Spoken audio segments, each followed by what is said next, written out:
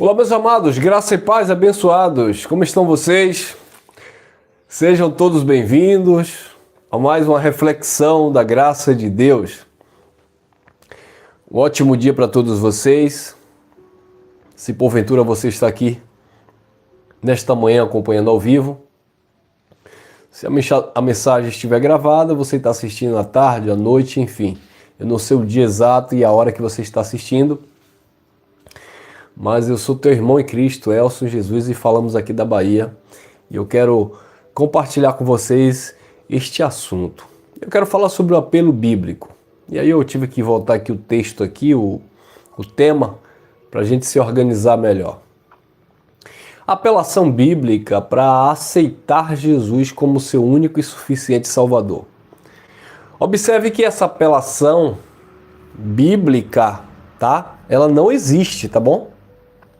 Ela é, na verdade, uma apelação religiosa. O próprio Jesus de Nazaré, pregando, ele nunca apelou para as pessoas o seguirem.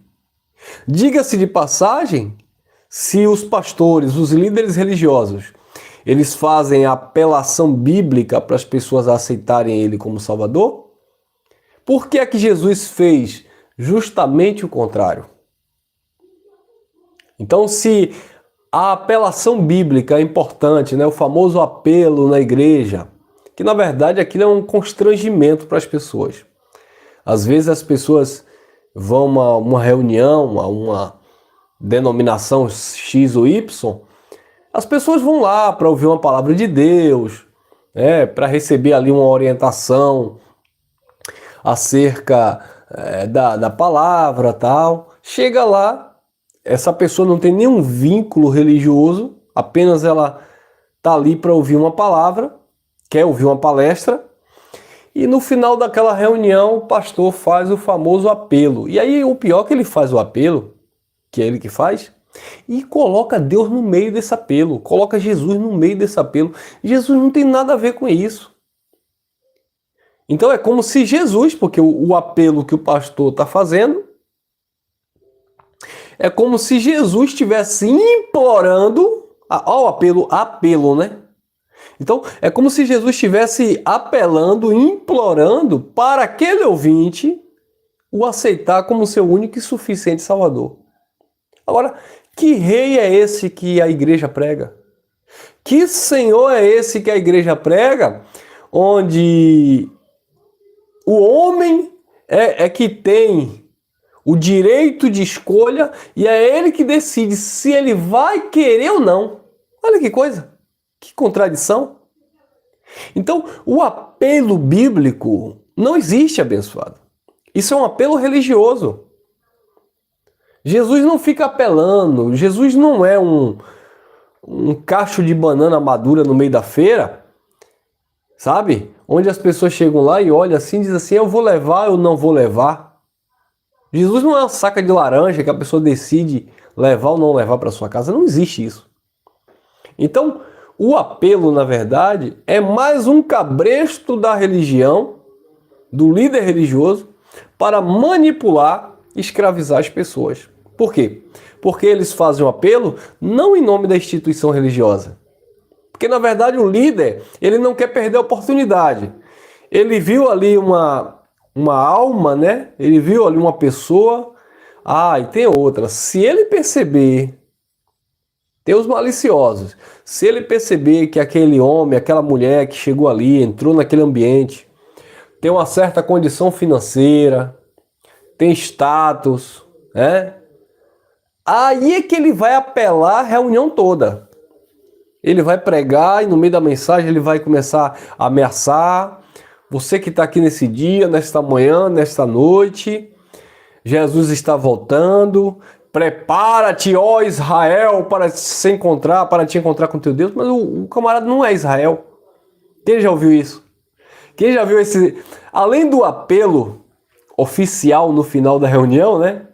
Aquele apelo de praxe no final da reunião, tem um apelo dentro da própria mensagem que eles estão ali discorrendo, né? Te prepara, ó Israel, para te encontrar com teu Deus. João Batista, o machado está posto à raiz da árvore, toda árvore que não der bom fruto será cortada e lançada no fogo do quinto dos infernos para ser queimada eternamente. Amém, igreja?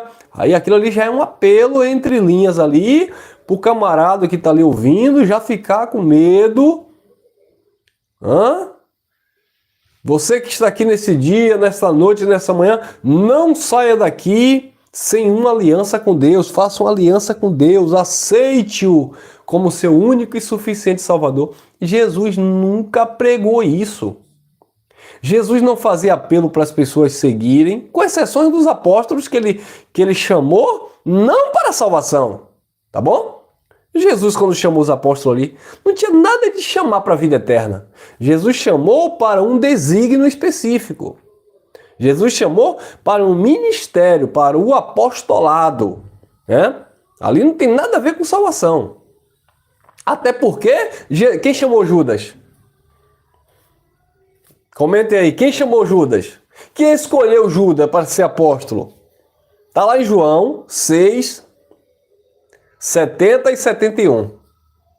Então, se Jesus escolheu Judas para ser apóstolo, a escolha de Jesus ali acerca do apostolado não tinha nada a ver para a vida eterna. Não, porque Jesus... é engraçado que eles dizem assim, Jesus está te chamando, Jesus está na porta batendo, aceite Jesus como seu único e suficiente Salvador. Só que Jesus chamou os apóstolos e dentre os apóstolos que ele escolheu, estava um chamado Judas, que em João 17:12, Jesus disse, dos que tu me destes, nenhum se perdeu, senão o filho da perdição. Falando de Judas. Que Jesus falou em João 6, 70 a 71, eu não escolhi vocês os 12, um de vós é um diabo, é um caluniador, é um satanás, né? Um opositor, é um adversário, justamente falando de Judas que o havia de trair. Então, a escolha de Jesus ali para o apostolado não tem nada a ver com relação à vida eterna. Então o apelo da religião não tem nada a ver com vida eterna, não tem nada a ver com Jesus. Jesus, ele fazia sinais, ele curava muitas pessoas e muitas pessoas queriam seguir. E em certas situações ele dizia, não, vá para a tua família, vá para os teus parentes e dê lá testemunho. Jesus curou um homem lunático, né, o endemoniado de Gadara, e aquele homem queria seguir Jesus. Não, Jesus disse, vá e conte para a sua família os feitos de Deus na sua vida. Jesus curou aquele jovem de nascença em João 9, o rapaz nasceu cego, Jesus curou, Jesus não chamou para seguir. O jovem seguiu a sua trajetória. Então, abençoados, vida eterna não tem nada a ver com seguir ou aceitar Jesus. Salvação eterna não tem nada a ver você escolher uma religião X ou Y e dizer que aquela é a que Jesus te chamou para seguir. Primeiro porque Jesus não fundou nenhuma religião. Pelo contrário, Jesus batia de frente com a religião. Jesus batia de frente com o sistema religioso da sua época. Os fariseus, os zelotes, os saduceus. Então, tudo isso era a religião que Jesus combatia na época. Então, Jesus não criou mais uma religião. Ah, mas e o cristianismo? O cristianismo quem criou foi Roma, não tem nada a ver com Jesus. Jesus não criou o cristianismo. Os seguidores de Cristo eram conhecidos como cristãos. E seguidores de Cristo não é porque seguia a Cristo, é porque seguia a doutrina, a mensagem que Cristo pregou. Você ser seguidor de Cristo hoje não é porque você segue uma igreja evangélica, uma igreja X ou uma igreja Y. Você seguir a Cristo é você seguir o exemplo. Você seguir a Cristo não é você se tornar um religioso e fazer parte de uma denominação. Você seguir a Cristo é você seguir o evangelho que Cristo deixou. Então isso é seguir a Cristo. Seguir a Cristo não é aceitar Cristo em uma denominação. Isso é coisa de homem, coisa de religião. Você não aceita Jesus. Você pode seguir a sua palavra. Porque, como eu falei, Jesus não está apelando para ninguém lhe aceitar.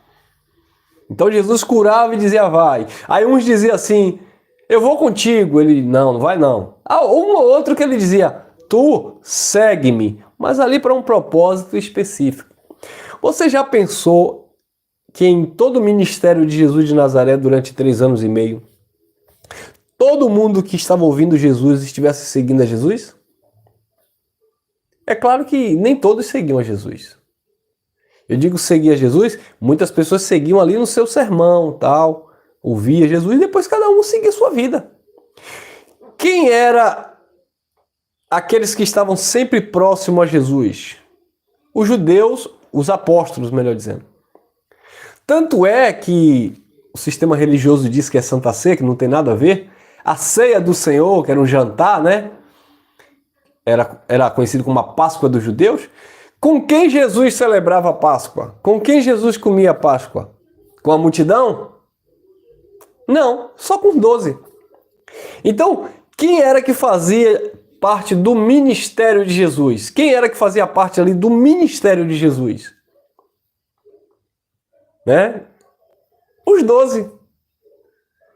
Então, a multidão não seguia o ministério de Jesus. A multidão seguia Jesus para ouvir. Então, abençoados, os líderes religiosos dizem que para você seguir a Jesus hoje, o que acontece? Você seguir a Jesus hoje é você seguir a denominação, aquele pastor, aquele líder.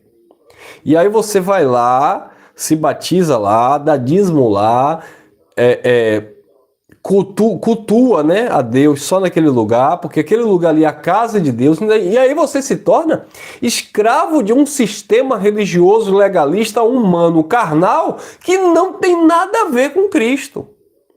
Você não se torna membro do corpo de Cristo, porque ser membro do corpo de Cristo não é carne, é espírito. Nós somos membros do corpo de Cristo porque nós somos espíritos que estamos em Cristo. Você não aceita, você está nele. O conceito de aceitar é um, estar é outro. Quando eu olho para o Evangelho, eu me vejo nele. E quando eu me vejo nele, não tem como eu me desviar.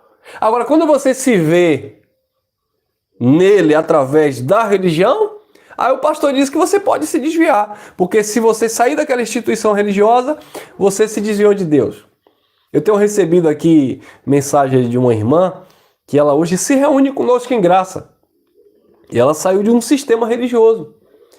E o bispo lá da igreja lá manda áudios para ela ameaçando. E ela sempre passa para mim esses áudios. Ameaçando. Olha, você está seguindo aí esse povo da internet. Então vai para você aqui, bispo. Tal do bispo aí que fica ameaçando os filhos de Deus, porque os filhos de Deus não querem mais viver debaixo do seu engano. Então preste muita atenção aqui. É você mesmo, seu bispão.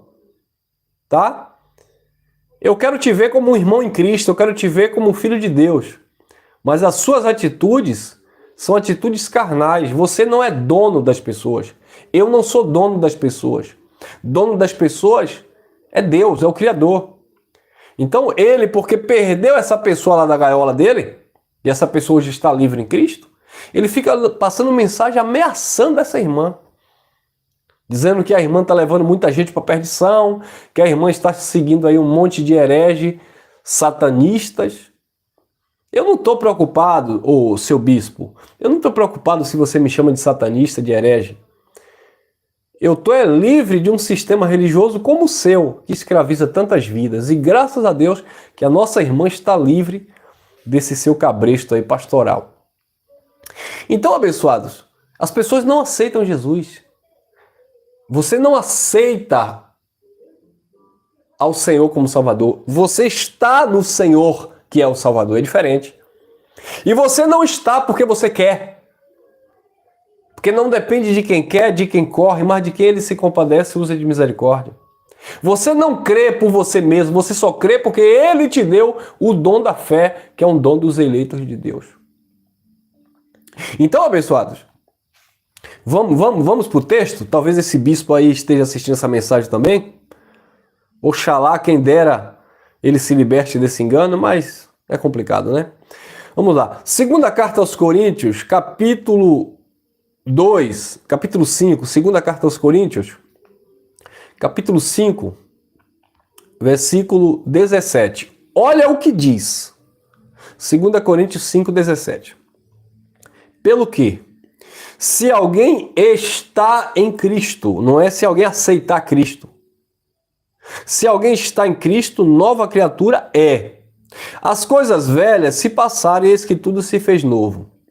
Os pastores pegam esse versículo aqui e eles dizem assim, olha, se você está em Jesus Cristo, se você aceitou Jesus Cristo, você é uma nova criatura. Aí eles dizem assim, as coisas velhas da sua vida se passou.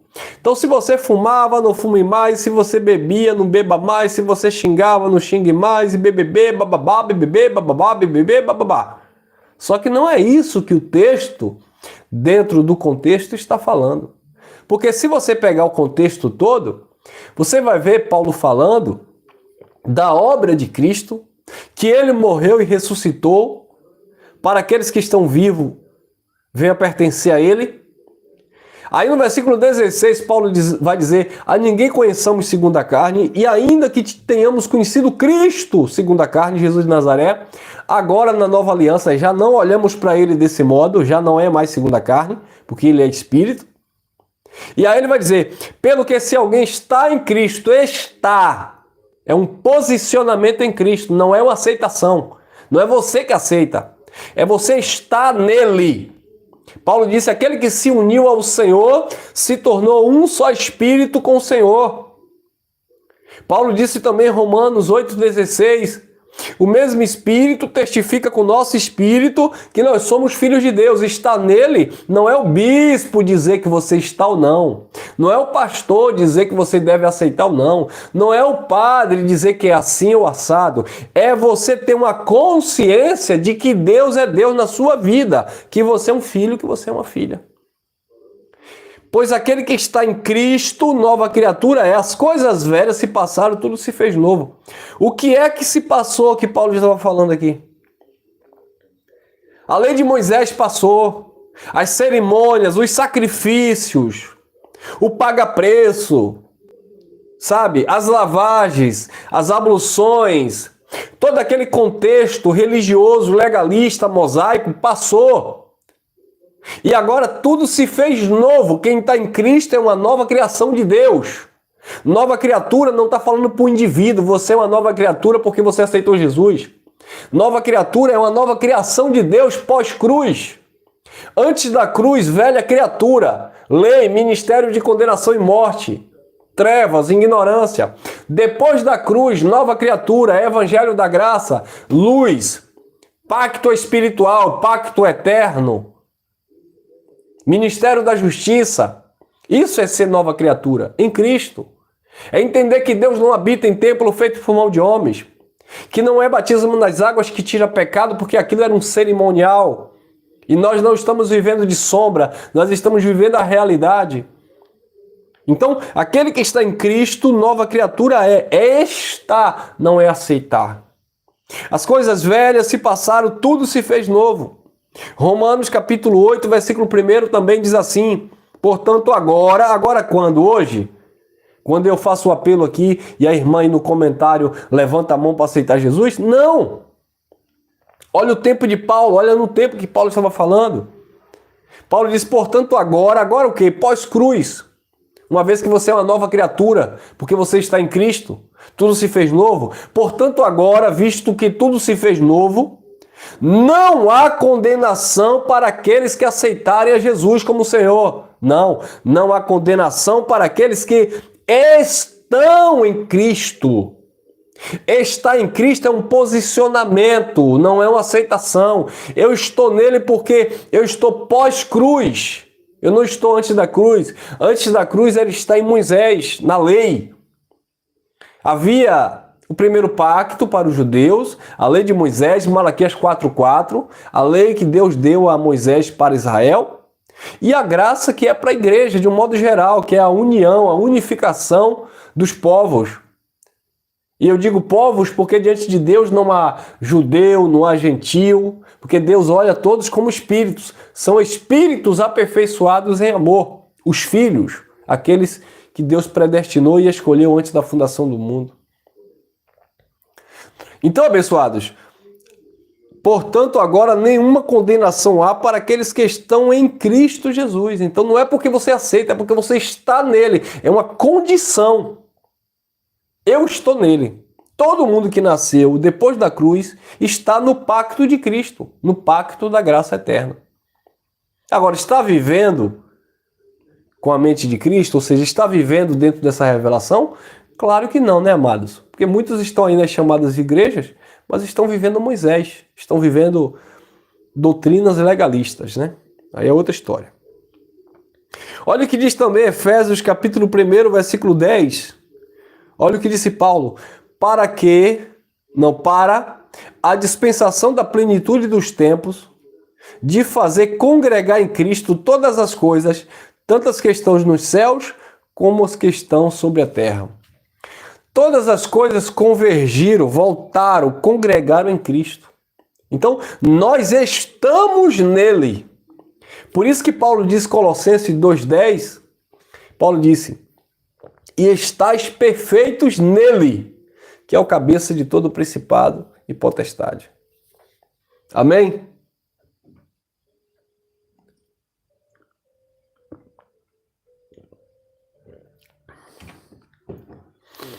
Então, abençoados, não existe aceitar Jesus. Não existe. Jesus não chamava ninguém para aceitar. Jesus falava o seguinte, aquele que põe a mão no arado não olhe para trás, falando de uma caminhada agora de fé, falando agora de andar de uma novidade de vida.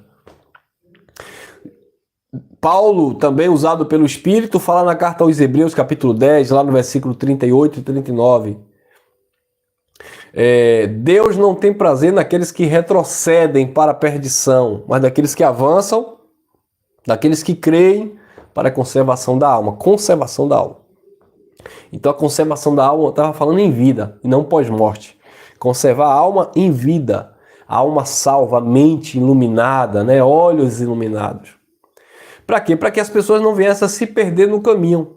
Porque o contexto todo da carta aos Hebreus, Paulo estava falando daqueles que estavam seguindo ao Cristo e daqueles que queriam ainda seguir a doutrina de Moisés. E aí Paulo vem discutindo sobre isso na carta. Porque assim como Moisés foi fiel em toda a sua casa, agora Cristo, ele é fiel à sua casa. Qual casa somos nós que cremos? Quer dizer, a casa de Moisés era a lei, era o templo, eram os sacrifícios. A casa de Deus somos nós somos templo e morada do Espírito do Eterno. Aí Paulo vai falar da superioridade do sacerdócio de Cristo, segundo a ordem de Melquisedeque, em relação ao sacerdócio levítico de Arão, da lei de Moisés. Então, abençoados, perder a salvação da alma, não é salvação eterna? Perder a salvação da alma era justamente isso, retroceder de uma caminhada de fé, ou seja, apostatar-se da fé na graça, no Cristo ressuscitado que concluiu uma obra redentora e voltar a viver legalismo. Por isso que Paulo repreende a igreja na Galácia, na carta aos Gálatas. Ele diz assim, maravilho-me, Gálatas capítulo 1, versículo 6 em diante, maravilho-me, a palavra maravilho-me ali é a mesma que estou perplexo, eu estou admirado, eu estou espantado, né? Essa é a expressão que Paulo está usando. Vocês foram chamados à graça de Cristo e agora vocês estão passando para outro evangelho, o qual não é outro, mas há alguns aí, não é diabo, não é seres espirituais, são homens, mas há alguns aí que vos inquieta, está inquietando vocês e transtornando o evangelho de Cristo. E aí Paulo diz, ainda que desça um anjo do céu, o anjo tem a conotação de mensageiro. O que é que Paulo estava dizendo? Se surgir aí um outro mensageiro, ainda que você veja ele descendo do céu, um outro mensageiro, anjo é mensageiro, tá? nesse contexto. Ainda que você veja um anjo descer do céu e venha anunciar outro evangelho, é maldito esse anjo. E se nós, dizendo Paulo, mudarmos esta mensagem, que mensagem? A mensagem que diz que Cristo já realizou todas as coisas. Que mensagem? A mensagem que diz que nós estamos perfeitos nele. Que mensagem? A mensagem que diz que nós estamos abençoados com todas as sortes de bênçãos. Que mensagem? A mensagem que diz que nós somos templo e morada do Espírito. Que mensagem? A mensagem que diz que nós somos só um Espírito com o Senhor. Que mensagem? A mensagem que diz que Ele aniquilou o pecado. Que mensagem? A mensagem que diz que nós estamos totalmente aperfeiçoados em amor. Se nós mudarmos esta mensagem e pregar outra mensagem, Paulo diz, sejamos anátema também.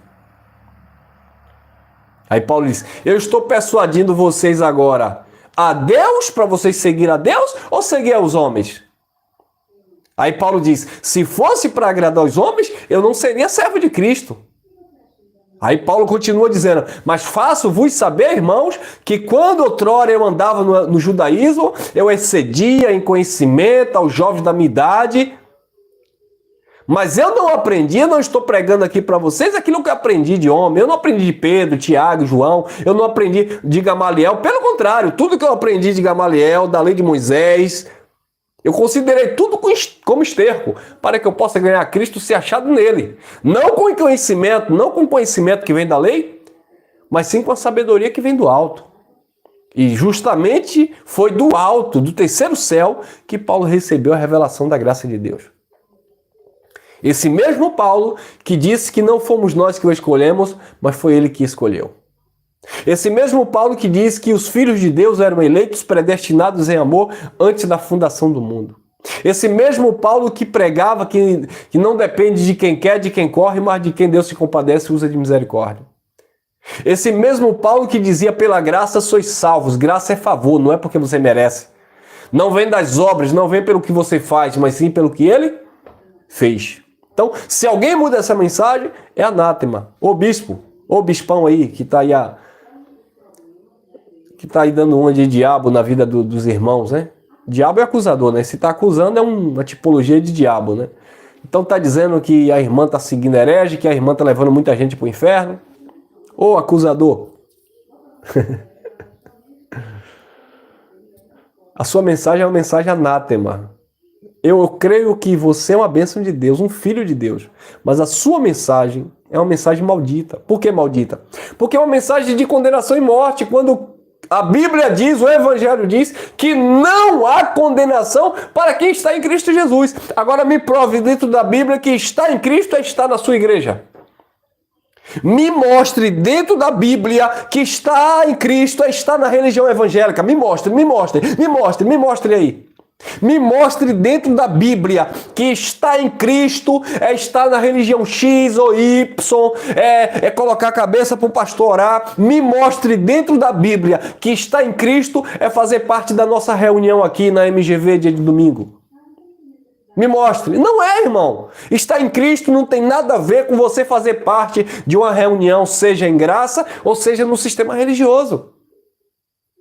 Nos reunimos em graça voluntariamente para louvar, para agradecer, para confraternizar, para tomar um café com os irmãos, para nos abraçar, sabe? Por quê? Porque é um âmbito saudável, é um ambiente gostoso, prazeroso, que voluntariamente nós gostamos. Mas não é nenhuma obrigação religiosa, não é nenhuma obrigação de Cristo. Cristo não obrigou ninguém a nada. Pelo contrário, Cristo disse assim, ó, lá em João, em mim vocês entrarão, sairão e acharão o quê? Pastagens. Pastagem fala de alimento. Então, abençoado, seguir a Cristo é seguir a sua palavra. Não é seguir um pastor, não é seguir o irmão Elson. Não é seguir... e o camarada ainda foi ameaçar porque ele disse que na Bíblia tem apóstolo, profeta, e nós dizemos que não tem. Quem disse que não tem? Claro que tem na Bíblia. Apóstolos, profetas, evangelistas, doutores e mestres, que Cristo escolheu.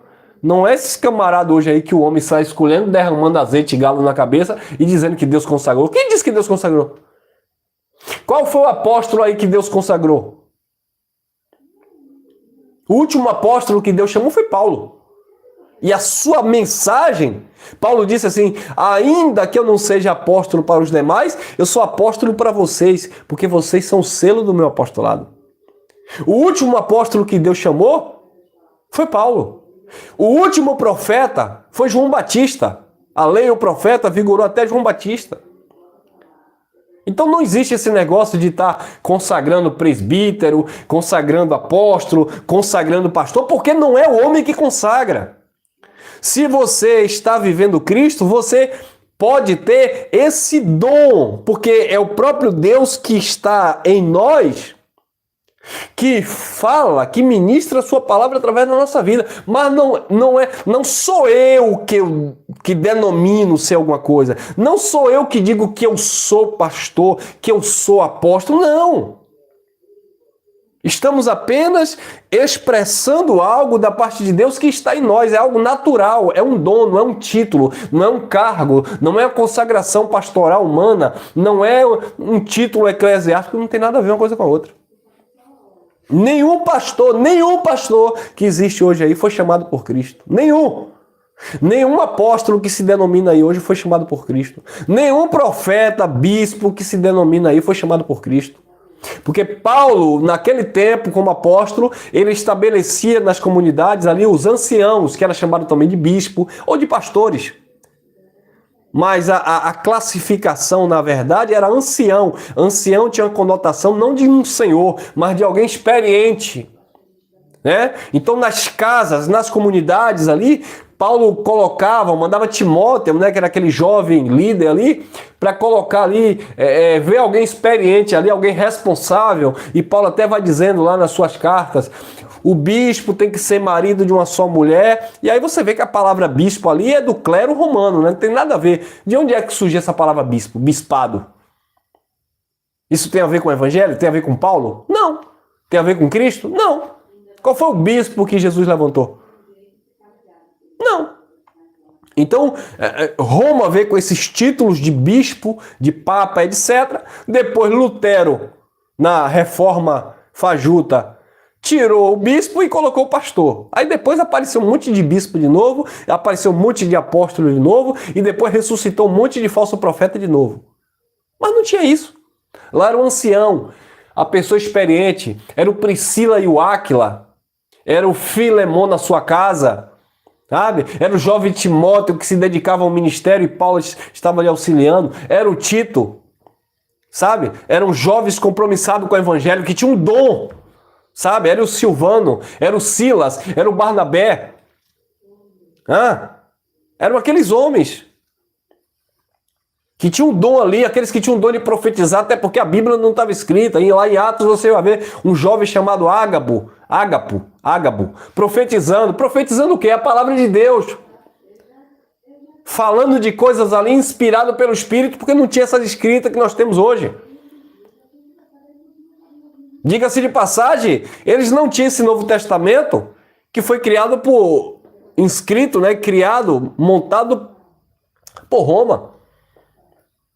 Eles tinham o Velho Testamento que eles se baseavam. E aquilo que eles pregavam, profetizavam, era uma revelação oriunda lá, extraída daquilo que era sombra no Antigo Pacto. Então, abençoados, você não aceita Jesus, você está nele. É uma condição que ele mesmo, o próprio Deus, te colocou. Amém? Ficamos por aqui, eu espero que você tenha sido edificado. Deixa teu like aí, compartilha à vontade e até nosso próximo encontro, permitindo Papai do Céu. Somos quem somos por sua graça. Enquanto os homens estão aí brigando por título e para manter pessoas presas a si, nós estamos pregando o Evangelho para libertar as pessoas e levar as pessoas ao entendimento de Cristo. Para quê? Para que as pessoas sejam felizes e encontrem verdadeiramente o descanso que há no Cristo ressuscitado. Amém? Obrigado por estar aqui conosco, obrigado aí pelos comentários e até mais, permitindo o Papai do Céu. Graça e paz.